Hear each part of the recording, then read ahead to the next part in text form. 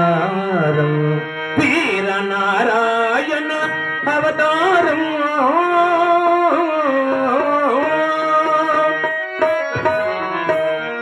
వీరయ అవతారం వీర బ్రహ్మకయ అవతారం వీరనారాయణ అవతారం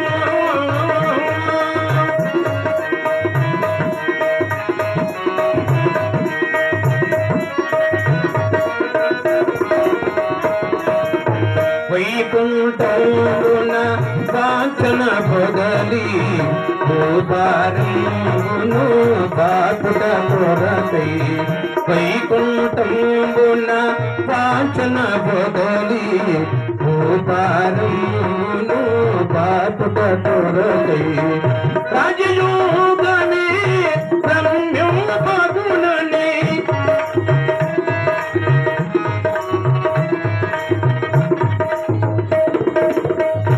రాజయోగమే రమ్యం పగునని తలిచను వీరా బ్రహ్మముని తలిచను వీరా బ్రహ్మముని వీరయ అవతారం వీర బ్రహ్మయ అవతారం వీరనారాయణ అవతారం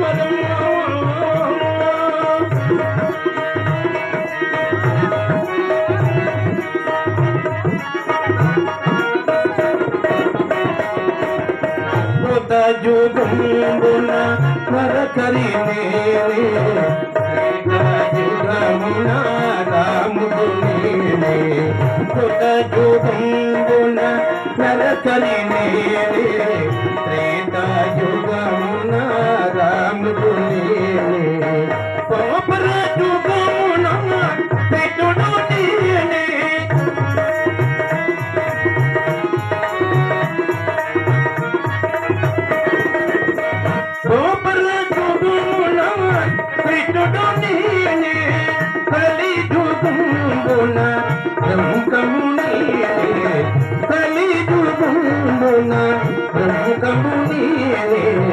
వీరయ అవతారం వీర బ్రహ్మయ అవతారం వీర నారాయణ అవతారం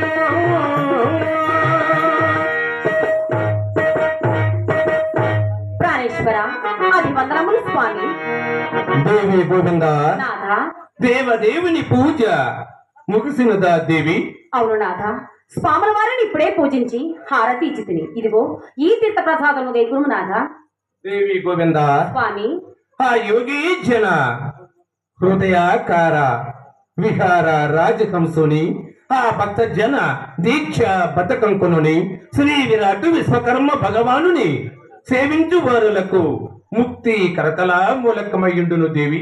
దేవి స్వామి, నీవు ఎంతో ధన్యురాలవు దేవి. నాదా, శ్రీ విరాట విశ్వకర్మ భగవానుని పూజా సమయమున మీ ఆశీర్వచన శక్తి నాపై కలిగిన ముక్తికి కొరత ఏమున్నది నాథ? అవును దేవి. కానీ నాదొక చిన్న సందేహము గలదు. స్వాముల వారు సెలవిచ్చిన అడిగదను కదా ప్రాణేశ్వర. ఆ సందేహం ఏమిటో శీఘ్రముగా తెలుపుము దేవి. స్వామి, 84 లక్షల జీవరాశులలో ఈ మానవ జన్మ లభించుట దుర్లభమే కదా? అవును దేవి. కానీ ఒకవేళ లభించిన వేళల బ్రహ్మ పదవి పొందవలేనన్నా తాను ఎలా సాధింపవలేను తెలపడి నాథ. దేవి గోవింద స్వామి, అలాగనే తెలిపెదను. నిర్మల చిత్తురాలపై వినుము దేవి. మహాభాగ్యము స్వామి.